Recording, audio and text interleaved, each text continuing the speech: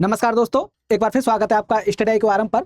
दोस्तों, हमने पिछले चैप्टर में देखा था कि किस तरीके से उपनिवेशवाद ने जंगलों को बदला और आदिवासी समाज को हिलाया और साथ ही साथ सभ्यता के नाम पर उन्होंने पूरी जीवन शैली को उलट दिया। अब हम उन्हीं बदलावों की एक और कड़ी के बारे में इस चैप्टर के माध्यम से पढ़ेंगे, यानी उन लोगों की कहानी जो जमीन से नहीं बल्कि चरागाहों और पशुओं से जुड़े थे। यानी मतलब क्या है इसका, यानी चरवाहे समाज के बारे में हम इस चैप्टर में पढ़ेंगे। उपनिवेशवाद और यूरोप में हो रही क्रांति ने केवल शहरों को नहीं बदला था, बल्कि घास के मैदान, पहाड़, पठार और रेगिस्तान तक को बदल दिया था। क्या मतलब है इसका, यानी मतलब यह है कि जहां कभी ये चरवाहे अपने पशुओं के साथ आजादी के साथ घूमते थे, वहां पर अब अंग्रेजों ने या यूरोपियों ने या उपनिवेशवादी शक्तियों ने क्या किया है कि वहां पर सीमाएं निर्धारित कर दी हैं, टैक्स थोप दिए गए हैं और अलग अलग प्रकार के वहां कानून लागू कर दिए गए हैं। तो इनसे इनकी स्वतंत्रता बाधित हो रही है, इनकी जीवन शैली प्रभावित हो रही है, इनका पूरा का पूरा जीवन ही प्रभावित हो जा रहा है। तो चलिए आज का चैप्टर यानी अंतिम चैप्टर है क्लास 9 का, यानी 5वां चैप्टर आधुनिक विश्व में चरवाहे। तो चलिए शुरू करते हैं। चरवाहे, तो चरवाहे जो है घूमंतु लोग होते हैं। घूमंतु का मतलब है कि एक जगह पर टिक के ना रहना, अपनी आवश्यकताओं की पूर्ति के लिए एक जगह से दूसरी जगह जाना। तो यही काम करते थे चरवाहे। ये अपनी रोजी रोटी की जुगाड़ में पशुओं के खाने के लिए एक जगह से दूसरी जगह आते जाते रहते थे, इसलिए इन्हें घूमंतु चरवाहे के नाम से जानते हैं। अब चरवाहे जो हैं इनका इतिहास कम ही लिखा गया है, या इतिहासों की किताब की जो सीमा, इतिहास की जो किताब है उनकी सीमाओं से इनके इतिहास को बाहर रखा जाता है। यहाँ खुद एनसीईआरटी कह भी रहा है कि आप अगर अर्थव्यवस्था या अर्थशास्त्र में पढ़ेंगे या इतिहास में इतिहास भी पढ़ेंगे तो वहाँ पर आपको विरले ही ये जो है इनके बारे में पढ़ाया जाएगा। या अर्थशास्त्र की सिर्फ कृषि में और उद्योग के बारे में पढ़ते हैं, केवल इनके बारे में नहीं पढ़ाया जाता है। तो मैंने आपको शुरुआत की, जब मैं क्लास शुरू किया था तो वहाँ बताया था कि ऐसे लोगों का जब इतिहास लिखा जाता है तो क्या कहते हैं हम, सबर्टन कह लेते हैं उसे, या उपाश्रयवादी इतिहास लेखन, जहाँ पर निचले तबकों के या जिन्हें कोई नहीं छू रहा है इतिहास में उन्हें छूना उपाश्रयवादी इतिहास लेखन। चलिए समझते हैं घूमंतु चरवाहे और उनकी आवाजाही। तो किस तरीके से रहते थे ये, पहले रह रहे साहब ये पहाड़ों में यानी कि जम्मू कश्मीर के गुज्जर बकरवाल समुदाय। कौन समुदाय है? गुज्जर बकरवाल समुदाय है, जम्मू कश्मीर में रहता है। ये कहीं दूसरी जगह से आया था 19वीं सदी में। कब आया था ये? 19वीं सदी में ये आया था और फिर ये आकर के यहीं पर बस गया, फिर यहीं पर अपना ये जीवन निर्वाह कर रहा है। अब ये करता क्या था, ये पशुओं को पालता था, भेड़, बकरी, गाय, भैंस, इस तरीके के पशुओं को पाल रहा है, जिसमें अधिकतर आपको भेड़ बकरी ही दिखेंगी यहाँ पर। तो साहब ये पाल रहा है तो क्या करता था, एक स्थायी तरीके से नहीं रहता था, स्थायी बनाकर अपना घर रह लिया नहीं। आज यहाँ पर रह रहा है तो कल को किसी दूसरे इलाके में चला गया, परसों वहां से किसी तीसरे इलाके में चला गया और वापस फिर यहाँ पर आ गया आज जहाँ रह रहा था। तो इस तरीके से घूमता रहता था। और घूम किस लिए रहा है? अपने पशुओं के खाने के लिए। पशुओं को चारा मिल जाए तो एक जगह तो मिलेगा नहीं पशुओं के लिए, क्योंकि बहुत बड़ी संख्या में ये पशुओं को पालता था। झुंड के झुंड होते थे, जिसमें 100, 150, 200 पशु होते थे, यानी भेड़ बकरियां होती थी। तो यही कह रहा है कि जैसे जैसे समय बीतता गया वो यहीं के होकर रह गए। कौन होकर रह गए? ये गुज्जर बकरवाल जम्मू कश्मीर के, जो 19वीं सदी से कहीं बाहर से आए थे और ये फिर आकर के यहीं पर बस गए। ये क्या करते थे, ये सर्दी गर्मी के हिसाब से अलग अलग चरागाहों की में जाने लगे, यानी अलग अलग चरागाहों में जाने, यानी सर्दी पड़ रही है तो जब सर्दी नहीं होती थी ये ऊपर की पहाड़ियों पर रहते थे, वहां पर अपने भेड़ बकरियों को चराया करते थे। लेकिन जैसे ही सर्दी पड़ती और बर्फबारी स्टार्ट हो जाती तो ये निचले मैदानी में निचले हिस्से में आ जाते थे, जहां पर इन्हें हल्की फुल्की सूखी फूकी घास मिल जाती थी। तो वहां पर ये अपने पशुओं को चराने लग जाते थे। जैसे ही गर्मी ऊपर बर्फबारी खत्म हुई, सर्दी खत्म हुई, तो वहां जैसे ही हरियाली होती थी, घास द्वारा से उपजती थी, तो ये अपने भेड़ बकरियों को, पशुओं को लेकर के ऊपर चले जाते थे। तो इस तरीके से अपना स्थान बदलते रहते थे। तो यही बता रहा है कि गर्मियों के चरागाहों के लिए इस सफर में कई परिवार काफिला बनाकर साथ साथ चलते थे। वे पीर पंजाल के दर्रों को पार करते हुए कश्मीर की घाटी में पहुंच जाते थे। जैसे ही गर्मियां शुरू होती थी तो जब जमी हुई बर्फ की मोटी चादर पकड़ने लगती थी तो ये क्या करते थे, पुनः पहाड़ियों पर ऊपर आ जाते थे। तो इन दिनों में यहाँ उगने वाली तरह तरह की घास से मवेशियों का पेट भी भर जाता था। तो ये सारे क्रियाकलाप ये कर रहे हैं। कौन कर रहे हैं? गुज्जर बकरवाल जम्मू कश्मीर के। तो ऐसे ही दूसरे इलाके में भी कर रहे होंगे। तो पास के ही पहाड़ों में चरवाहों का एक और समुदाय रहता था।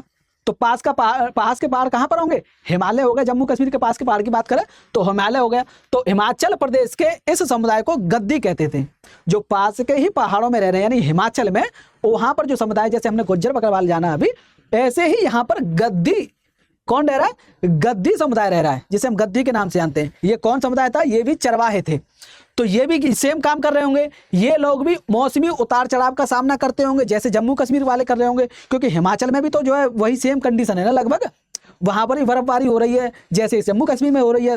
तो ये भी ऐसा ही करते होंगे, जब बर्फबारी होती होगी तो ये पहाड़ियों से उतर करके नीचे आ जाते होंगे। तो ये पहाड़ियों से नीचे उतर के आते थे तो ये शिवालिक की पहाड़ियों, शिवालिक की निचली पहाड़ियों में आ जाते थे और फिर यहाँ से क्या करते हैं, यहाँ पर ये जाड़ा बिताते थे, सर्दी को यहीं पर बिता रहे हैं।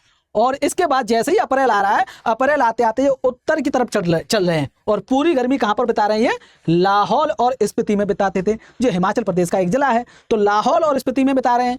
उसके बाद जैसे ही जरा बर्फ पिघल रही है और दर्रे खुल रहे हैं तो उनसे बहुत सारे ऊपरी पहाड़ों में स्थित जो घास उपज आई है, अब हरियाली बन गई है, जहां पर घास जो पशुओं के लिए घास खाने योग्य हो गई है, तो फिर से ये पहाड़ों में ऊपर चले जा रहे हैं। यानी जैसे ही बर्फ पड़ रही है तो नीचे आ गए और बर्फ बंद हुई, गर्मी से बर्फ पिघलना शुरू हुई और वहां पर जैसे ही घास के मैदान फिर से खुल गए तो ये वापस फिर से अपने पशुओं को लेकर के वहां पर पहुंच गए। तो ये काम कर रहे थे साहब।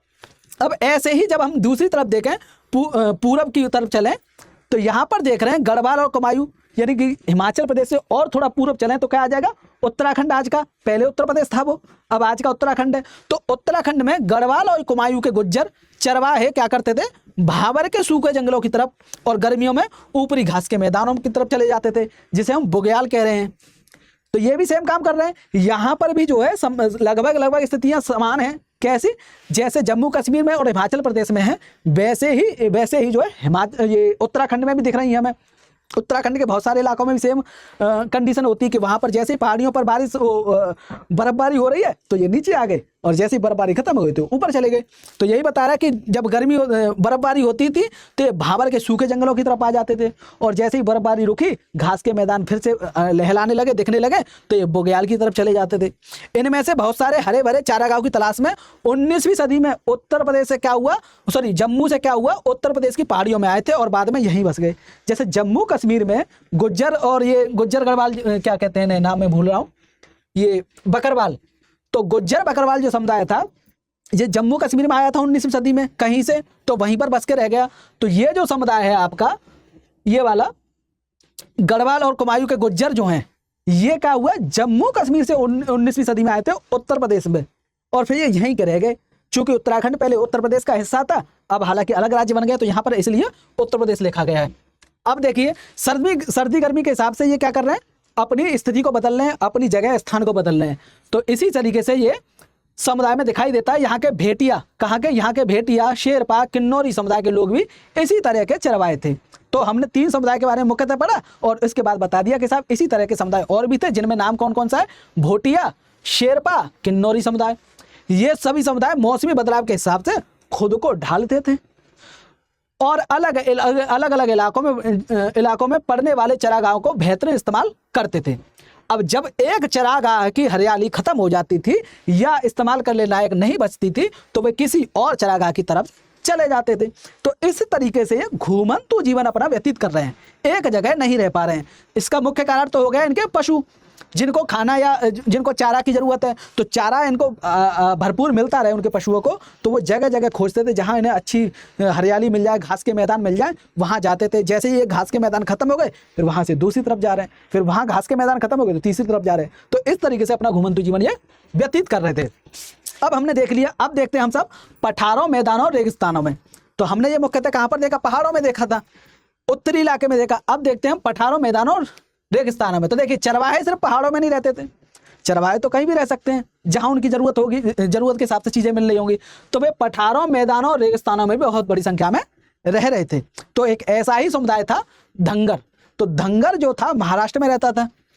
अब 20वीं सदी की शुरुआत में इस समुदाय की आबादी कब लगभग कितनी है, 4,67,000। उनमें से ज्यादातर गडरिये या चरवाहे थे। इस चरवाहे को ही दूसरी भाषा में, जो दूसरे शब्दों में गडरिया कहते हैं। तो ये क्या थे, गडरिये चरवाहे थे। हालांकि कुछ लोग क्या कर रहे हैं, इसमें से कंबल और चादर भी बना रहे हैं। तो यहाँ समझ में आ रहा है वो कंबल और चादर क्यों बना रहे हैं, क्योंकि ये भेड़ बकरियां पाल रहे हैं, तो भेड़ से ऊन निकल रही है, तो उस ऊन का इस्तेमाल ये जो है कंबल और चादर बनाने में कर रहे हैं। जबकि कुछ भैंस पालते थे। धंगर गडरिये क्या कर रहे हैं, बरसात के दिनों में महाराष्ट्र के मध्य पठारों में रहते थे। यह एक अर्ध शुष्क इलाका था। जब आप भूगोल पढ़ेंगे या जियोग्राफी पढ़ेंगे तो वहां पर इस सब के बारे में आप जान पाएंगे कि क्या अर्ध शुष्क किसे कहते हैं, शुष्क किसे कह रहे हैं, या फिर जो है शीतोष्ण कितने कह रहे हैं, समशीतोष्ण कितने कह रहे हैं। तो इस तरीके की जो है चीज़ें सारी बातें वहाँ पढ़ेंगे। तो अर्धशुष्क यानी कि जहाँ पर गर्मी ज़्यादा नहीं है, कम पड़ रही है, आधी सर्दियों का मौसम है, आधा जो है सूखा है, इस टाइप का मामला है। तो अर्धशुष्क जहाँ बारिश बहुत कम होती थी और मिट्टी भी खास उपजाऊ नहीं होती थी। जहाँ पर जो है बारिश अच्छी हो तो वहाँ शीतोष्ण कह देंगे, और जहाँ बारिश कम है तो उसे अर्धशुष्क कह रहे हैं। तो चारों तरफ सिर्फ कटीली झाड़ियाँ होती थी यहाँ पर। चूंकि यह वर्षा उतनी नहीं हो पा रही है, तो इसकी वजह से यहाँ पर अच्छे पेड़ नहीं उपज पा रहे हैं, घास बहुत अच्छी नहीं हो पा रही है। तो यहाँ पर हरे भरे पेड़ ना उपज के क्या हो रहा है, कटीली झाड़ियाँ उपज रही हैं, कटीले पेड़ उपज रहे हैं। यहाँ पर बाजरे जैसी सूखी फसल ही यहाँ के अलावा यहाँ कुछ और नहीं उगता था। अब साहब मानसून में यह पट्टी क्या कर रही है, धंगरों के लिए जानवरों के एक विशाल चारागाह बन जाती थी। जैसे ही मानसून आता था, बारिश पड़ती थी, यहाँ पर बारिश पड़ने के बाद में यहाँ पर जो है जमीन उपजाऊ हो जा रही है, तो वहाँ पर घास उपज जा रही है। तो घास उपज रही है तो वो जो है जानवरों के खाने लायक बहुत अच्छी बन जा रही है। तो इस तरीके से धंगरों के लिए क्या बन जा रहा है, एक विशाल चारागाह बन जा रहा है। अब साहब अक्टूबर के आसपास क्या हो रहा है, धंगर बाजरे की कटाई करते थे और चारागाहों की तलाश में क्या कर रहे हैं, वो पश्चिम की तरफ चल पड़ते थे। अब पश्चिम की तरफ चल पड़ रहे हैं तो ये करीब महीने भर पैदल चलने के बाद में कोंकण इलाके में पहुंच जाते थे। अब साहब ये कोंकण में पहुंच गए, वहां पर ये डेरा डाल दे रहे हैं। अब जब अच्छी बारिश और उपजाऊ मिट्टी की बदौलत क्या हो रहा है, इस इलाके में खेती भी खूब हो रही है। तो खेती खूब हो रही है तो यहाँ के किसान अब इनका स्वागत कर रहे हैं कि आइए साहब। तो किसान भी इन चरवाहों का दिल खोलकर स्वागत करते थे। क्यों कर रहे हैं साहब, जब ये जिस समय धंगर कोंकण वहां पहुंचते थे तो उसी समय कोंकण के किसानों की खरीफ फसल काट कर अपने खेतों को क्या कर रहे हैं, वो रबी की फसल के लिए तैयार कर रहे हैं। तो उसके लिए उपजाऊ बनाना हो रहा है। तो जब इन्होंने खरीफ की फसल काट रही है तो वहां पर डुंठल बचते थे उसके, तो डुंठल या डंठल कहते हैं हम उसे, तो वो बच रहे हैं, तो उसको जानवर खा ले रहे हैं। तो इससे खेत की सफाई हो जा रही है। अब जब जानवर खा रहे हैं तो वहां पर वो जो है गोबर भी कर रहे हैं, वहां पर वो लैंडी भी कर रहे हैं। तो उससे क्या हो रहा है कि खेत को खाद का भी काम हो जा रहा है। तो प्राकृतिक रूप से इन्हें खाद भी मिल गया, इनके खेत भी साफ हो गए। तो इसलिए इनको किसान स्वागत करते थे। तो अब देखिए साहब, धंगरों के मवेशी खरीफ की कटाई के बाद खेतों में बची डूठों को खाते थे और उनके गोबर के खेतों को खाद मिल जाती थी। तो इस तरीके से यहाँ पर चीजें बदल ली। अब जैसे ही यहाँ पर मानसून होता, जैसे ही यहाँ पर इस कोंकण के इलाके में बारिश पड़ती थी, तो उस समय क्या करते थे ये धंगर अपने पशुओं को लेकर के फिर वापस से पठारी इलाकों में आ जाते थे। क्यों आ जाते, क्योंकि यहाँ पर जो है भेड़ जो है वो गीले मानसूनी हालात को सहन नहीं कर पाती थी, वो बर्दाश्त नहीं कर पाती थी। अब बात करें कर्नाटक और आंध्र प्रदेश की, तो वहां पर भी जो है सूखे मध्य घास और पत्थरों से अटे पड़े थे। इनमें मवेशियों भेड़ बकरियों गड़रियों का भी बसेरा रहता था। तो ऐसे ही यहाँ पर एक समुदाय था, गोल्ला समुदाय। कौन समुदाय था यहाँ पर, गोल्ला समुदाय। तो ये गोल्ला समुदाय क्या कर रहा है, गाय भैंस पालता था। गाय भैंस पाल रहा है, जबकि दूसरा समुदाय यहाँ पर कुरमा और कुरबा समुदाय, वो क्या कर रहा है, वो भेड़ बकरियां पाल रहा है। तो आपसे ये क्वेश्चन बन सकता है कि गोल्ला समुदाय क्या पालता था, भेड़ बकरियां पालता था कि गाय भैंस पालता था? तो आप बता दोगे गाय भैंस पालता था, जबकि कुरमा और कुरबा जो है समुदाय वो साहब भेड़ बकरियां पालता था। तो ऐसे कथन में शायद आपके आ जाए, तो आपको याद रखना है। और क्या कर रहा है, हाथ के बुने कंबल बेचते थे। तो ये तो कंबल नहीं बेच पाएगा गोल्ला समुदाय। क्यों? क्योंकि इसके पास तो ऊन आ ही नहीं रही है, क्योंकि गाय भैंस पाल रहा है ये। चूंकि ये कुरमा और कुरबा समुदाय जो है वो भेड़ बकरियां पाल रहा है, तो भेड़ों से ऊन मिलेगी, इन्हें प्राप्त होगी, तो उसके माध्यम से कंबल बनाकर उन्हें बेचेंगे, हाथ से बना रहे हैं। अब साहब ये लोग क्या कर रहे हैं, जंगलों और छोटे छोटे खेतों के आस पास रहते थे। वे अपने जानवरों की देखभाल के साथ साथ कई दूसरे काम धंधे भी कर रहे हैं। अब जो पहाड़ी चरवाहे थे वो जो है उनके विपरीत यहाँ पर देख रहे हैं। तो ये एक स्थान से दूसरे स्थान पर जा रहे हैं। तो यहाँ पर ठंडी या गर्मी के हिसाब से नहीं जा रहे हैं, यानी सर्दी गर्मी से तय नहीं हो रहा है कि सर्दियों में पहाड़ियों से नीचे उतर आए और गर्मियों में पहाड़ियों के ऊपर चले गए जो पहाड़ वाले थे। लेकिन यहाँ पर ऐसा नहीं, यहाँ का मानसून से तय हो रहा है। जब मानसून आ रहा है तो देखिए बरसात, यहाँ के लोग क्या बरसात और सूखे मौसम के हिसाब से अपनी जगह बदलते थे। सूखे मौसम में क्या कर रहे हैं, वो वे तटीय इलाकों की तरफ चले जाते थे, और जैसे ही मानसून वर्षा होती थी, मानसून आता था, बरसात होती थी, फिर वे वापस से जो है यहाँ पर आ जाते थे। अब मानसून के दिनों में तटीय इलाकों में जिस तरह के गीले दलदली हालात पैदा होते थे, वे गाय भैंस के लिए तो अच्छे हो सकते हैं, भैंस तो उसमें मजा लेती थी, आनंद लेती थी, लेकिन भेड़ के लिए वो नुकसानदेह होता था, वो सहन नहीं कर पाती थी, इसलिए वापस चले आते थे। चलिए साहब, अब देखें चरवाहों में एक जाना पहचाना नाम था बंजारा। मैंने बंजारों के बारे में पहले ही बताया था आपको, इससे तो डायरेक्ट क्वेश्चन भी पूछ लिया था यूपीएससी में, पीटी में। तो बंजारे क्या थे, उत्तर प्रदेश, पंजाब और मध्य प्रदेश और महाराष्ट्र के कई इलाकों में रहते थे। ये क्या करते थे, व्यापार का काम करते होंगे, तो इन्हें व्यापारी भी कहते थे। यही पूछा था आपके यूपीएससी में कि बंजारे समुदाय कौन होते थे, व्यापारिक होते थे, आदिवासी समुदाय होते थे। इस तरीके से उसने 4 वो दिए थे ऑप्शन। तो ये लोग क्या कर रहे हैं, बहुत दूर दूर तक चले जाते थे और रास्ते में अनाज चारे के बदले गांव वालों को खेत जोतने वाले जानवर दे रहे हैं अपने, और दूसरी चीजें बेचते थे। वे जहां भी जाते अपने जानवरों के लिए अच्छे चारागाहों की खोज में रहते थे, इसलिए रोज रहते उनको खाना मिल जाए। भाई अगर जानवरों को खाना नहीं मिला तो फिर ये कैसे कमाएंगे, कैसे क्या करेंगे। अब बात करें हम रेगिस्तान की, तो रेगिस्तान में, राजस्थान के रेगिस्तान में भी एक समुदाय था, रायका समुदाय। ये रायका समुदाय भी जो है, यहाँ पर चूंकि रेगिस्तान में स्थितियां अलग हैं, यहाँ पर जो है उत्तराखंड या हिमाचल प्रदेश, जम्मू कश्मीर की तरह, या फिर हम महाराष्ट्र की तरह या आंध्र प्रदेश या कर्नाटक की तरह परिस्थितियां नहीं है। यहाँ पर अलग परिस्थितियां हैं। तो यहाँ बारिश का कोई भरोसा नहीं है। यहाँ पर बारिश या तो हो रही है या बहुत कम, या तो हो नहीं रही है या फिर बहुत कम हो रही है। इसलिए खेती की उपज भी हर साल यहाँ पर घटती बढ़ती रहती थी। अब बहुत सारे इलाकों में क्या हो रहा है, यहाँ पर दूर दूर तक कोई फसल ही नहीं हो रही है। तो इसके चलते रायका अब क्या कर रहे हैं, ये खेती के साथ साथ पशु भी पाल रहे हैं। ये जो है चरवाई का भी काम कर रहे हैं। बरसात में तो ये क्या कर रहे हैं, बाड़मेर, जैसलमेर, जोधपुर, बीकानेर के रायका अपने गांव में ही रहते थे। चूंकि यहाँ पर इन्हें बरसात में जो है उपजाऊ मिट्टी बन जा रही, तो यहाँ पर इन्हें कुछ ना कुछ खेती हो जा रही है, या दूसरे जो है घास के मैदान में मिल जा रहे हैं घास अपने पशुओं के लिए। लेकिन जब बारिश नहीं होती थी, यानी अक्टूबर आते आते ये क्या कर रहे हैं, ये चरागाह सूखने लगते थे यहाँ के। तो ऐसे में ये क्या कर रहे हैं, फिर ये नए चरागाहों की तलाश में दूसरे स्थान पर जाते थे, दूसरे इलाकों में निकल जाते थे, और अगली बरसात में फिर ये वापस अपने गांव लौट आते थे। तो रायका को एक तबका ऊंट पालता था, जबकि कुछ भेड़ बकरियां पालते थे। तो ये कथन भी आपके में मिल सकता है, मतलब यूपीएससी अगर पूछना चाहे तो कुछ भी पूछ सकता है। तो इस तरीके से कहीं पूछने में आ गया तो यही किसी क्वेश्चन में यही एक कथन दे दे कि रायका का एक तबका ऊंट पालता था, जबकि कुछ भेड़ बकरियां भी पालते थे। तो आपको सही गलत पर लगाना है, या यहीं पे कह सकता है रायका केवल ऊंट पालते थे, या ऐसे जोड़ दे कि राजस्थान के रायका केवल ऊंट पालते थे। तो यहाँ केवल से आप जो है गलत हो सकता है क्वेश्चन आपका। खैर चलिए आगे देखते हैं। इस तरह हम देखते हैं कि चरवाहों की समुदाय की जिंदगी कई चीजों के बारे में काफी सोच विचार करके आगे बढ़ती थी। यानी मुख्यतः वो जो है अपने पशुओं के लिए चरागाहों की खोज में निकलते थे और इधर उधर अपना घूमते रहते थे। लेकिन जब औपनिवेशिक शासन आ रहा है, तो औपनिवेशिक शासन की वजह से यहाँ इनकी जिंदगी भी प्रभावित हो रही है, इनका जीवन भी प्रभावित हो रहा है। तो वो कैसे प्रभावित हो रहा है, चलिए समझते हैं। देखिए, औपनिवेशिक शासन आ रहा है, तो औपनिवेशिक शासन के दौरान चरवाहों की जिंदगी में गहरे बदलाव आए। अब बदलाव कौन से आए, उनके चारागाह सिमट गए, उनके चारागाह सिमट गए। उनके जो इधर उधर आने जाने थे, वो फ्री होकर के घूम रहे थे। पहले खूब सैकड़ों किलोमीटर एक जगह से दूसरी जगह चले जाते थे, फिर वापस आ रहे हैं, महीनों भर एक जगह से दूसरी जगह जा रहे हैं। लेकिन अब उस पर बंदिश लगा दी इन्होंने, अंग्रेजों ने। और साथ साथ इनसे क्या किया, लगान भी वसूल करने लग गए इनसे, जो पहले ये लगान मुक्त थे। अब खेती में उनका एक हिस्सा घटने लगा है और उनके पैसे और हुनरों पर भी बहुत बुरा असर पड़ रहा है।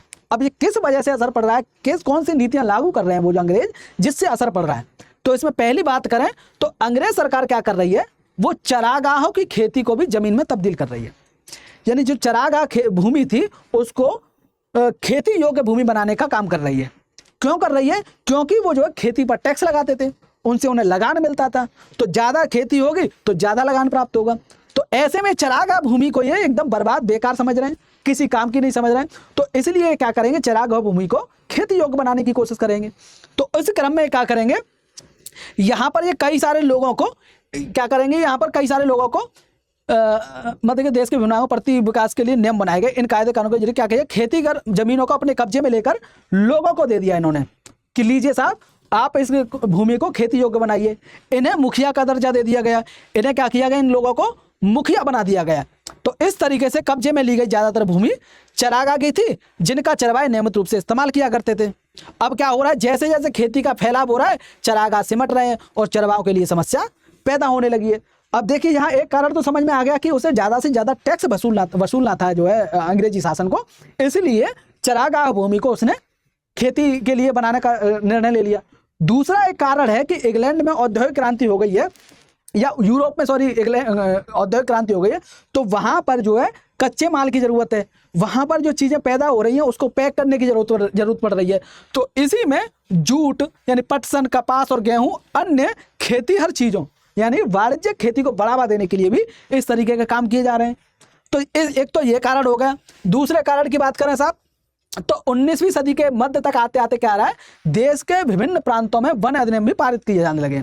तो हम जब आदिवासी समाज के बारे में पढ़ रहे थे इससे पहले चैप्टर में, तो वहां हमने देखा कि कैसे वन अधिनियम लागू करके उन्होंने जंगल जो था उसको 3 क्षेत्रों में बांट दिया था। ये आरक्षित, ये सामान्य, और यहाँ पर परमिशन लेके काम किया जा सकता था, तो बांट दिया। तो उससे अब यहाँ पर ये चरागा जो चरवाए थे इनके लिए भी यही काम कर दिया। तो अब इससे जो कई जंगलों को क्या कर दिया, संरक्षित घोषित कर दिया है। तो यहाँ पर किसी का प्रवेश वर्जित कर दिया, कोई नहीं जा सकता, और जाएगा भी तो उसके लिए इन्होंने क्या किया, परमिट व्यवस्था लागू कर दी। तो परमिट व्यवस्था के चलते क्या हुआ है, उसमें पहले ही तय कर दिया जा रहा है कि आप जंगलों में जाएंगे तो कितने दिन रुकेंगे, कितने दिन में आपको वापस आ जाना है, और वापस नहीं आए तो आपके ऊपर जुर्माना भी लगाया जाएगा, दंड भी दिया जाता था।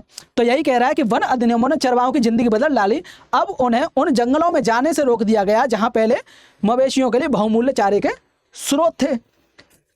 अब जिन क्षेत्रों में उन्हें प्रवेश की छूट दी गई वहां पर भी उन पर कड़ी नजर रखी जाती थी। और किस तरीके से नजर रखी जा रही है कि जंगलों में दाखिल होने के लिए उन्हें परमिट लेना पड़ता था, और जंगल में उनके प्रवेश और वापसी की तारीख भी पहले से ही तय होती थी, और वह जंगल में बहुत कम ही दिन बिता सकते थे। अब साहब बेशक वहां पर बहुत अच्छी घास हो, उनके पशुओं का चारा खाने का बहुत मन कर रहा है कि नहीं साहब मालिक और खा लेने दो, अभी तो बहुत घास है, अरे पेट जी भर के तो खा लेने दे, नहीं रुक सकते थे। फिर भी चाहे घास कितनी भी हो, चारों तरफ घनी हरियाली ही क्यों ना हो, तब भी नहीं रुक सकते, क्योंकि परमिट में पहले ही दिन तय कर दिया है। अब साहब अगर परमिट में पहले ही दिन लिख दिया जाता था कि वह कानून कब तक जंगल में रहेंगे, यानी कानून अगर वह समय सीमा का उल्लंघन करते थे तो उन पर जुर्माना लगाया जा रहा है, दंड भी लगाया जा रहा है। तो इस तरीके से देख रहे हैं कि पहले तो वहां पर चरागाह थे वो सिमट गए, और यहाँ पर देख रहे हैं जंगलों में उनका प्रवेश पर रोक लगा दी है, परमिट के माध्यम से उनकी समय सीमा तय कर दी है। तो यहाँ पर भी उनके चरवाहे सिमट रहे हैं, चरागाही सिमट रहे हैं।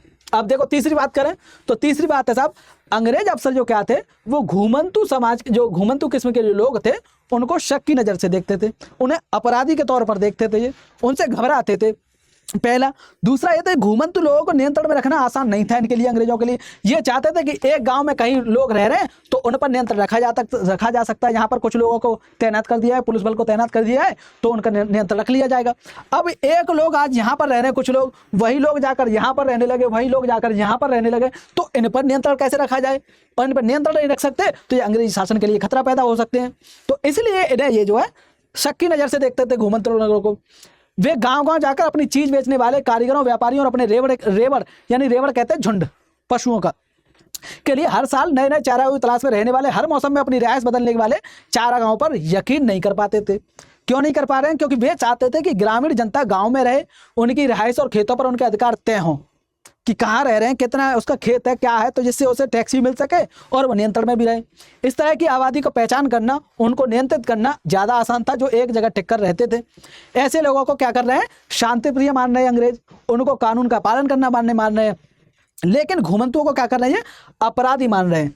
ऐसे में जो है 1871 में औपनिवेशिक सरकार ने क्या किया है, अपराधी जनजाति अधिनियम, तो यानी कुछ जनजातियों को उन्होंने अपराधी घोषित कर दिया कि वो जन्मजात अपराधी है। इस अधिनियम के माध्यम से अपराधी जनजाति अधिनियम यानी क्रिमिनल ट्राइब एक्ट के माध्यम से 1871 में। अब सब इस कानून के तहत इन्होंने क्या किया, दस्तकारों, व्यापारियों और चरवाहों के बहुत सारे समुदाय को अपराधी समुदाय की सूची में रख दिया। अब जब अपराधी मान लिया तो फिर उन्हें कुदरती और जन्मजात अपराधी घोषित कर दिया गया। इस तरह कानून के लागू होते ही ऐसे सभी समुदायों को क्या हुआ, खास अधुसूचित गांव बस्तियों में जाने का हुक्म सुना दिया कि वहीं जाकर रहना है आपको, उससे बाहर नहीं निकलना है। उनकी बिना परमिट आवाजाही पर रोक लगा दी गई। ग्राम पुलिस पर उन पर सदा नजर रखने लगी, यानी उन्हें कहीं जाना भी है तो पहले उस पुलिस को बताएंगे, ग्राम पुलिस को, उन पर निगरानी रखी जाएगी सारी कामें, और वो एक खास इलाके में ही रह सकते हैं। तो इस तरीके से भी ना ये लगा दिया। तो पहले तो घूमने वाले लोग थे, एक जगह से कहीं दूसरी जगह जा रहे हैं चारागाह के लिए, कहीं तीसरी जगह जा रहे हैं अपने पशुओं को चराने के लिए, तो इससे भी वो जो सिमट गए। इस तरह से भी उनका जीवन प्रभावित हो रहा है। अब साहब बात करें चौथी बात की जरा। चौथी बात है साहब, ये अपना कर बढ़ाना चाह रहे थे कि जो लगान वसूल कर रहे हैं तो ज़्यादा से ज़्यादा लगान वसूल कर सकें, ये काम करने की कोशिश कर रहे हैं जो। तो अपनी आमदनी बढ़ाने के लिए अंग्रेजों ने क्या किया, वो लगान वसूलने का हर संभव रास्ता अपनाया। उसमें उन्होंने जमीन, नहरों के पानी, नमक, खरीद फरोख्त की चीजों, यहां तक कि मवेशियों पर भी टैक्स लगा दिया साहब। अब यानी कि आपको जो चरवाए थे वो अगर जंगल में कहीं भी अपने मवेशियों को चराने जा रहे हैं या पशुओं को चराने जा रहे हैं तो उनसे टैक्स वसूला जा रहा है। यानी एक भेड़ का एक टैक्स। तो इस तरीके से उनके पास तो बहुत सारे भेड़ होती थी, तो मान लो 100 भेड़ हैं तो 100 पर अलग अलग टैक्स लगाया जा रहा है। ऐसे ही अब इनसे नुकसान क्या होगा, जो बड़े बड़े समुदाय हैं, बड़े बड़े चरवाहे हैं, तो उनको तो सबसे ज़्यादा टैक्स चुकाना पड़ेगा, छोटों को तो चुकाना यही है। तो प्रति मवेशी टैक्स की दर से तेजी बढ़ती चली गई और टैक्स वसूली की व्यवस्था दिनों दिन मजबूत होती गई। तो ऐसे में 1850 से 1880 के दशकों के बीच टैक्स वसूली का काम क्या किया गया, बाकायदा बोली लगा करके वसूला जा रहा है। यहाँ पर ठेकेदारों को सौंप दिया जा रहा है टैक्स वसूल का, और ठेकेदार बोली लगाकर एक पहले ही रकम चुका देते थे कि साहब इतने मुझसे ले लो, लाख 2 लाख जो भी है, उसके बाद मैं टैक्स चुकाऊंगा और टैक्स वसूलूंगा। तो अब ये टैक्स वसूलने का ठेकेदार जो है मनमाने तरीके से टैक्स वसूल रहे हैं, जितना ज़्यादा से ज़्यादा वसूला जा सकता है वो वसूलने का काम कर रहे हैं। तो ऐसे में हर एक चरवाहे को एक पास जारी कर दिया गया। किसी भी चरवाहे में दाखिल होने के लिए क्या कर रहे हैं, चरवाहों के पास दिखाकर पहले टैक्स अदा करना पड़ता था, और चरवाहों के साथ कितने जानवर हैं और उसने कितना टैक्स चुकाया है, इस बात को उसके पास में दर्ज कर दिया जाता था, उस परमिट में दर्ज कर दिया जाता था। तो इस तरीके से भी इनका जीवन प्रभावित हो रहा है, इनके चरवाहे सिमट रहे हैं, चरागाह सिमट रहे हैं, और इनकी जो पशुओं की संख्या भी घटेगी। तो कैसे घटेगी वो सारी बातें मैं आपको बताऊंगा। तो इन बदलावों ने चरवाहों की जिंदगी को किस तरह प्रभावित किया, तो जो सारी चीजें मैंने बताई हैं वही जो है पूरी तरीके से इनकी प्रभावित हो रही है कि चरवाहे का जो चरागाह सिमट गए, उनके पशुओं को खाने के लिए जगह जो है कम हो गई, चरागाह मिल नहीं पा रहे हैं, घास के मैदान मिल नहीं पा रहे उन्हें, और साथ ही साथ उन्हें टैक्स भी चुकाना पड़ रहा है। तो जब टैक्स चुकाना पड़ रहा है, अपने पशुओं के लिए खाने के लिए चीज़ें नहीं है, तो उनके पशु मर जा रहे हैं। कुछ लोग अपने पशुओं की संख्या सीमित कर दे रहे हैं, कुछ लोग खेती करने के काम में जुट जा रहे हैं, तो कुछ लोग जो है अपने पशुओं को बेच दे रहे हैं, तो कुछ लोग जो है जिनके जो छोटे चरवाहे थे, जिनके पास कम पशु हुआ करते थे, तो वो अपने जीवन निर्वाह के लिए क्या कर रहे हैं, सूद पर ब्याज पर जो है पैसे लेकर के अपना जीवन निर्वाह कर रहे हैं। तो ये सारे क्रियाक्रम इनसे प्रभावित हो रहे हैं साहब। तो देखिए यहाँ पर कुछ एक मैप दिया गया है, तो भारत में कौन कौन सी जगह चरवाहे थे, इनके अलावा भी चरवाहे थे, लेकिन यहाँ मुख्य चरवाहों का नाम दे दिया गया है। तो यहाँ पर देखें इस क्षेत्र में कुरमा, कोरबा, गोरला, तो यहाँ पर आंध्र प्रदेश और कर्नाटक का ये क्षेत्र हो गया। तो यहाँ पर कौन है, कुरमा, कोरबा, गोल्ला। यही अब बात करें महाराष्ट्र की तो धंगर, यहाँ पर बात करें मध्य प्रदेश में तो बंजारे, यहाँ राजस्थान में बात करें तो बंजारे, यहाँ राजस्थान में बात करें तो रायका, और यहाँ पर उत्तराखंड में, आज के उत्तराखंड में बात करें तो भोटिया और गुज्जर, और यहाँ पर बात करें हिमाचल प्रदेश में तो गद्दी, और जम्मू कश्मीर में गुज्जर बकरवाल। तो ये मुख्य नाम यहाँ पर आपको दे दिए गए। यहाँ पर भी देख लीजिए आप, अरुणाचल प्रदेश में मोनपा नाम दिया गया है, यहाँ पर मलधारी है मरुस्थली क्षेत्र यानी कि गुजरात के इलाके में। तो इस तरीके से हम मुख्य नाम दे दिए गए हैं। हालांकि इनके अलावा भी भारत में बहुत सारे चरवाही समुदाय थे, लेकिन यहाँ प्रमुख उनका नाम दे दिया गया। तो इस तरीके से प्रभावित हो रहे हैं। अब चरवाहों के सामने जो बदलाव आ रहे हैं उनका वो कैसे सामना कर रहे हैं, तो सामना करने का मैंने तरीका बता दिया कि वो कुछ तो लोग जो है पशुओं को बेच दिया, कुछ ने क्या किया, खेती का काम करना शुरू कर दिया। जो पैसे वाले चरवाहे थे वो जमीन खरीद करके जो है अपना जीवन निर्वाह कर रहे हैं, खेती कर रहे हैं, शहरों में जाकर के व्यापार कर रहे हैं। लेकिन जो छोटे चरवाहे थे वो जो है अपने पशुओं को बेच दे रहे हैं, ब्याज पर पैसा लेकर के अपना जीवन निर्वाह कर रहे हैं। साथ ही साथ वो जो है मजदूरी जैसा काम कर रहे हैं, मजदूरी कर रहे हैं, खेतों में मजदूरी कर रहे हैं। तो इस तरीके से वो इन सभी चीज़ों का सामना कर रहे हैं। तो यही कह रहा है कि समय गुजरने के साथ कुछ धनी चरवाहे जमीन खरीद कर एक जगह पर बस कर रहने लगे। उनमें से कुछ नियमित रूप से खेती करने लगे, जबकि कुछ व्यापार करने लगे। जिन चरवाहों के पास ज़्यादा पैसा नहीं था वे सूदखोरों से ब्याज पर कर्ज लेकर दिन काटने लगे। इस चक्कर में बहुतों के मवेशी भी हाथ से जाते रहे और वे मजदूर बनकर रह गए। वे खेतों, छोटे मोटे कस्बों में मजदूरी करते दिखाई देने लगे, और कुछ जो है नए नए चरवाहे ढूंढने लगे। हालांकि उन पर पहले ही जो रोक लगा दी गई थी। अब चलिए बात करते हैं औपनिवेशिक शासन। तो इसके सबके बावजूद भी क्या कह रहे हैं, इस सब के बावजूद भी चरवाहे न केवल आज भी जिंदा है, बल्कि हाल के दशकों में कई जगह तो उनकी संख्या में वृद्धि भी हुई है। जो लोग गांव से होंगे वो ये सब चीज जान पा रहे होंगे।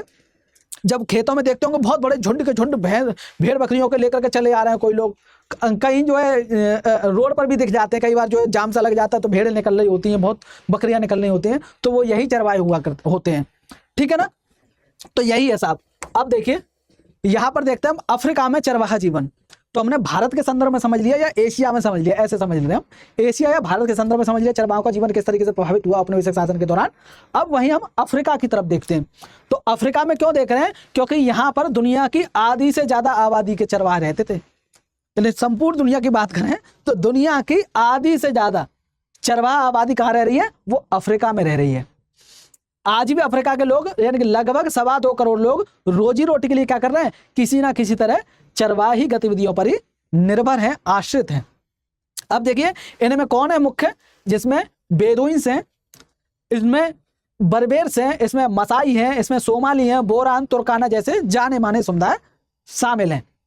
अब ये साहब कहाँ पे रह रहे हैं, तो इनमें से ज्यादातर अर्ध शुष्क घास के मैदानों या सूखे रेगिस्तानों में रहते हैं, जहां पर क्या है, वर्षा आधारित खेती करना बहुत मुश्किल है। और यहाँ के चरवाहे गाय, बैल, ऊंट, बकरी, भेड़, गधे आदि पालते हैं। तो ज्यादातर चरवाहे यही पालेंगे, या तो गाय पालेंगे, या फिर भैंस पालेंगे, या फिर ऊंट पालेंगे, या फिर गधा पालेंगे, या फिर भेड़ पालेंगे, या फिर बकरियां पालेंगे, क्योंकि यही उनके लाभ की चीजें हैं। अब जब ये पाल रहे हैं तो इनसे क्या प्राप्त होगा, उत्पाद प्राप्त होंगे। तो उत्पाद होंगे साहब दूध, मांस, पशुओं की खाल, ऊन, इस तरीके के उत्पाद प्राप्त होंगे, तो ये बेचने का काम करेंगे, इनसे अपनी जो है आर्थिक जरूरतें पूरी करेंगे। कुछ चरवाहे व्यापार भी करेंगे, यातायात संबंधी काम भी करते रहेंगे, कहाँ के, अफ्रीका के। तो कुछ चरवाही के साथ साथ क्या कर रहे हैं, खेती भी कर रहे हैं। कुछ लोग चरवाही से होने वाली मामूली आय से गुजर नहीं हो पाने के कारण भी कोई भी धंधा कर लेते थे। जब चरवाहे से उनका जीवन गुजर नहीं हो रहा तो फिर उन्हें जो धंधा मिल जाए वो कर लेते थे।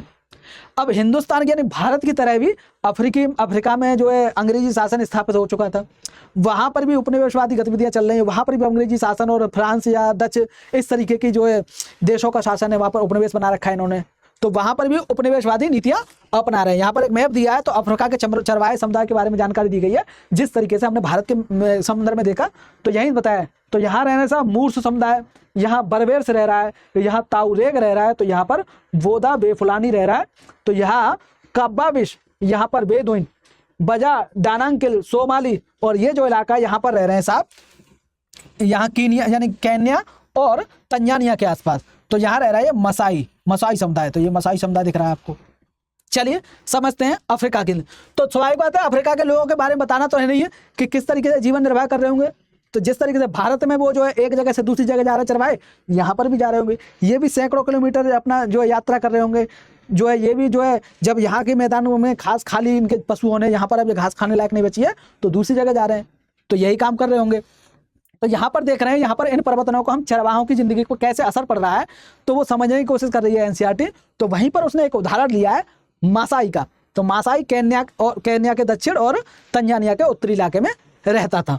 तो ये बता रहा है, तो मासाई पशुपालक मोटे तौर पर पूर्वी अफ्रीका के निवासी थे या है, अभी भी है। इनमें से क्या है, लगभग 3 लाख दक्षिण केन्या में और करीब 1.5 लाख तंजानिया में रहते हैं।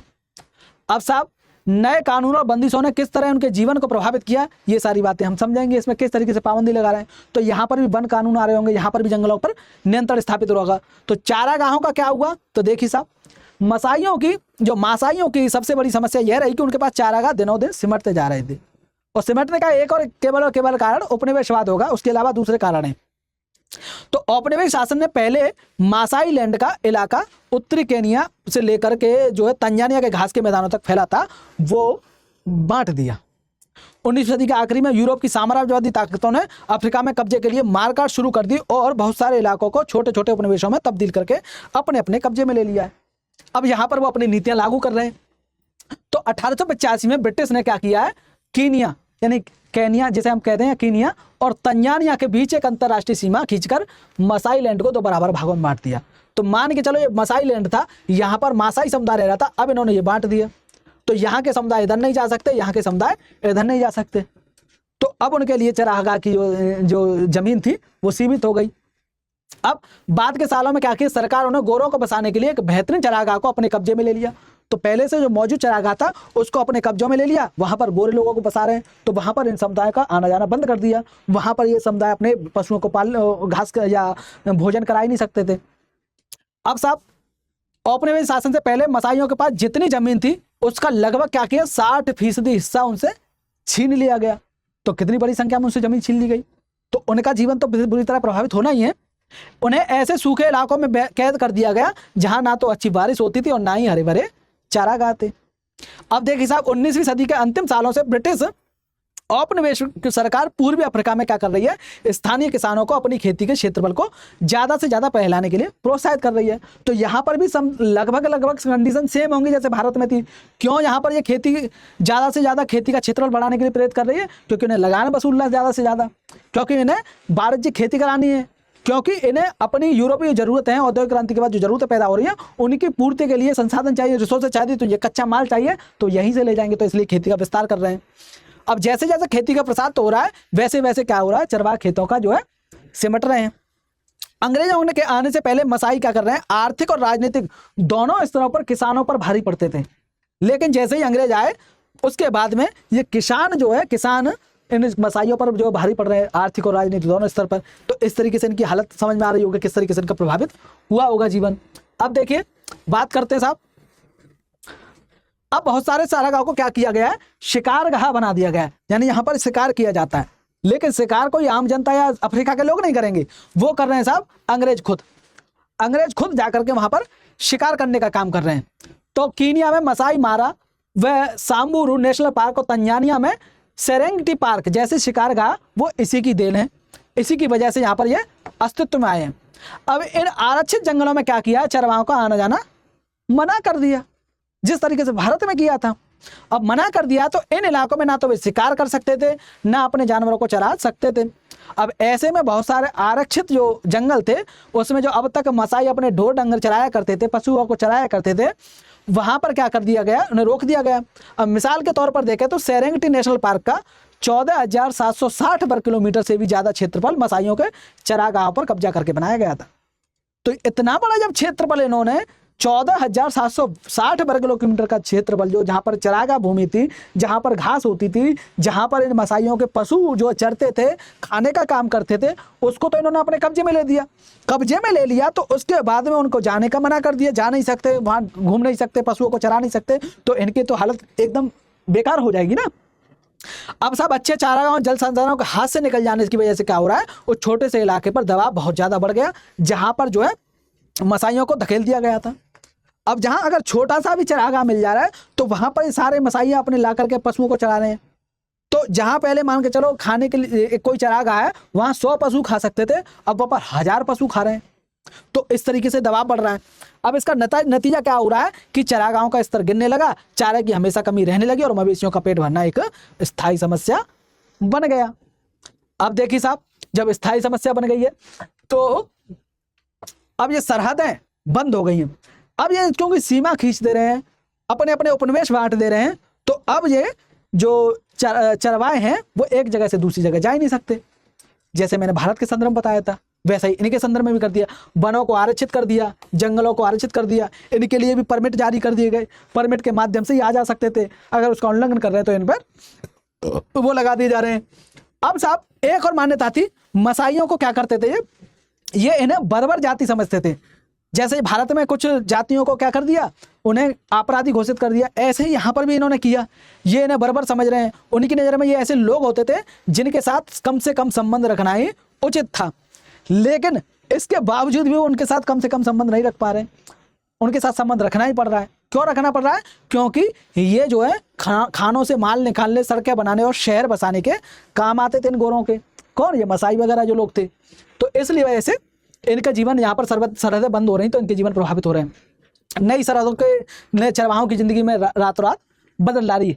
तो ये सब समझ में आ रहा है। अब जब चारागाह सूख जाते हैं तो अब क्या हो रहा है, सूखा दुनिया भर के चरवाहों की जिंदगी पर असर डालता है। जिस साल बारिश नहीं होती थी, चरागाह सूख जाते थे, अगर उन पर साल मवेशियों को किसी हरे भरे इलाके में ना ले जाया जाए तो उनके सामने भुखमरी का संकट पैदा हो जाता था। तो यहाँ पर जब भुखमरी का संकट पैदा हो रहा है तो उससे पशुओं की मृत्यु भी हो रही है। अब देखिए यहाँ पर एक संख्या बताई गई है कि कितनी मृत्यु हो रही है साहब। तो यहाँ पर बताया कि 1930 की एक जांच से पता चला कि कीनिया में मसाइयों के पास कितने थे, 7,20,000 मवेशी थे, और साहब 8,20,000 भेड़ थी, और साहब 1,71,000 गधे थे। लेकिन 1933 और 1934 में जो सूखा पड़ रहा है उसकी वजह से केवल 2 साल में इनमें से आधे से ज्यादा जानवर मर चुके थे। तो जैसे जैसे चरने की जगह सिकुड़ दी गई, सूखे के दुष्परिणाम भयानक रूप लेते चले गए। तो यहाँ पर संख्याओं के आधार पर, आंकड़ों के आधार पर आप जान पा रहे हैं वो सारी चीजें। अब बार बार आने वाले बुरे सालों की वजह से चरवाहों के जानवरों की संख्या में लगातार गिरावट आई। तो इस तरीके से यहाँ पर औपनिवेशिक काल में इनके अब साहब सब पर एक जैसा असर नहीं पड़ा। स्वाभाविक बात है, एक जैसा असर नहीं पड़ेगा, क्षेत्र और परिस्थितियों के अनुसार चीजें बदल रहे होंगे। कुछ जो बड़े चरवाहे होंगे, जो जिनके पास पशुओं की संख्या ज़्यादा होगी, वो व्यापार के काम करने लग जाएंगे। कुछ उसमें से खेती खरीद करके, जो खेती योग्य जमीन है वो खरीद कर उस पर खेती कर रहे होंगे, कुछ मजदूरी कर रहे होंगे, कुछ जो अपने परंपरागत रूप से काम कर रहे होंगे। तो उसी परंपरागत रूप में जो काम की देखें तो औपनिवेशिक काल में क्या हो रहा है, अफ्रीका के बाकी स्थानों की तरह मसाई लैंड में भी आए बदलावों से सारे चरवाहों पर एक जैसा प्रभाव नहीं पड़ा है साहब। उपनिवेश बनने से पहले मसाई समाज क्या होता था, वो सामाजिक श्रेणियों में बता हुआ था, दो सामाजिक श्रेणियों में, जिसमें एक श्रेणी थी वरिष्ठ जनों की। इसमें एक श्रेणी क्या थी, वरिष्ठ जन की थी, और दूसरी योद्धा की थी। वरिष्ठ क्या करते थे, यहाँ पर वृद्ध लोग या बड़े लोग होते थे समुदाय में, वो क्या करते थे, वो समुदाय से जुड़े मामलों पर विचार विमर्श करते थे, वे सभा आयोजित करते थे, वे अहम फैसले लेने के लिए समय समय पर सभा आयोजित करते थे। लेकिन ये योद्धा क्या करते थे, ये अपने जो कबीला है या समुदाय है उसकी रक्षा करने का काम करते थे। ये दूसरे कबीला या समुदाय के पशुओं को लूट कर लाने का काम करते थे।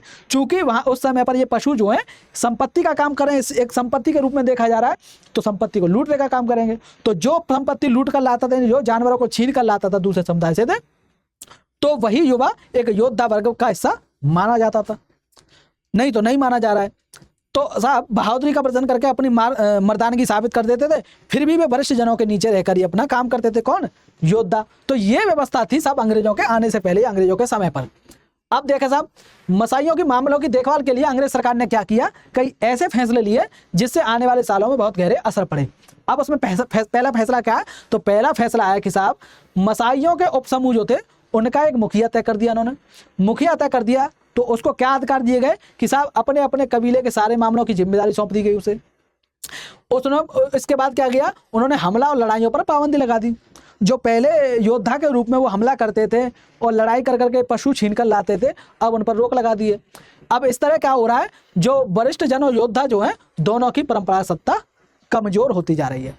जैसे जैसे समय बीत रहा है, औपनिवेश सरकार द्वारा नियुक्त किए गए मुखिया जो थे वो माल इकट्ठा करने लगे, वो कर लगाने लगे हैं। उनके पास नियमित आमदनी नहीं थी जिससे वे जानवर, साजो सामान और जमीन खरीद सकते थे। वे अपने गरीब पड़ोसियों को लगान चुकाने के लिए कर्ज पर पैसा देते थे, और उनमें से ज्यादातर बाद में शहरों में जाकर बस गए। अब उनके भी बच्चों गाँव में ही रह जाते थे और वो शहर में रहते थे। और चरवाही गैर चरवाही दोनों तरह की आमदनी होती थी। अगर उनके जानवर किसी तरीके से घट जाए तो उनकी जानवर खरीद सकते थे क्योंकि उनके पास पैसा है। तो इस तरीके से हम देख रहे हैं, तो सभी पर समान तरीके से प्रभाव नहीं पड़ रहा है। जो चरवाहे सिर्फ अपने जानवरों के सहारे जिंदगी बसर करते थे, उनकी हालत अलग थी। उनके पास बुरे वक्त का सामना करने के लिए अक्सर साधन नहीं होते थे, तो वो बात या तो मजदूरी कर रहे होंगे या फिर पैसा ब्याज पर लेकर के अपना जीवन निर्वाह कर रहे होंगे। तो इस तरह मसाई समाज में दो स्तरों पर बदलाव आए। पहला तो साहब वरिष्ठ और योद्धाओं के बीच उम्र पर आधारित जो परंपरागत फर्क था वो पूरी तरह बेशक खत्म नहीं हो रहा है, तो लेकिन वो बुरी तरह अस्त व्यस्त जरूर हो गया। दूसरा क्या प्रभाव साहब, क्या बदलाव आया, तो दूसरा था अमीर और गरीब चरवाहों के बीच नया भेदभाव पैदा हो गया साहब। तो ये था इनके उपनिवेशवादी ताकतों ने, जो उपनिवेशवादी शक्तियों ने जो अलग अलग नीतियां अपनाई, किस तरीके से उन्होंने समाज को बर्बाद किया, आदिवासी समाज को बर्बाद किया, उन्होंने किसान समुदाय को बर्बाद किया, उन्होंने जो है चरवाही समुदाय को बर्बाद किया, उन्होंने किसी देश की सामान्य जनता को भी बुरी तरीके से प्रभावित किया था। तो यही है निष्कर्ष के तौर पर। तो इस तरह हम देख सकते हैं कि आधुनिक विश्व में आए बदलावों से दुनिया के अलग अलग चरवाहा समुदाय पर अलग अलग तरह के असर पड़े। वो सारे हमने असर देख लिए, लेकिन फिर भी ये चरवाहे बदलते वक्त के हिसाब से खुद को ढालते आए हैं। वे अपनी सालाना आवाजाही का रास्ता बदल लेते हैं, जानवरों की संख्या कम कर लेते हैं, नए इलाकों में दाखिल होने के लिए हर संभव लेन देन करने की कोशिश करते हैं, और राहत, रियायत और मदद के लिए सरकार पर राजनीतिक दबाव भी डालते हैं।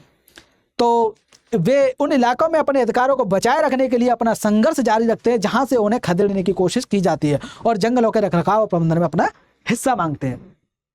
तो इससे आपको एक बात तो क्लियर हो गई होगी, या अब तक जो भी आपने अगर क्लास 6, 7, 8, 9 की आपने आज कंप्लीट कर ली अपनी एनसीईआरटी की बुक हिस्ट्री की, तो आपको अलग से बहुत कम पढ़ने की आवश्यकता हो रही होगी, क्योंकि यहाँ पर मैं लाइन दर लाइन यानी कि एक एक लाइन को पढ़ करके आपको समझाने की प्रयास करता हूँ, उसकी व्याख्या करने का प्रयास करता हूँ, जिससे आपको अलग से बहुत ज़्यादा अपना मेहनत ना करनी पड़े पढ़ने के लिए। उम्मीद है आप इसका लाभ ले रहे होंगे, उम्मीद है आपको ये सारी चीज़ें पसंद आ रही होंगी। अगर आपको ये पसंद आ रही तो कृपया हमारे वीडियो को लाइक भी कर दिया करिए, और आपको लगता है कि किसी दूसरे व्यक्ति के लिए भी ज़रूरतमंद हो सकता है ये वीडियो, तो उसको भी शेयर कर दिया करिए। ठीक है, मिलते हैं अगले वीडियो में, तब तक के लिए नमस्कार।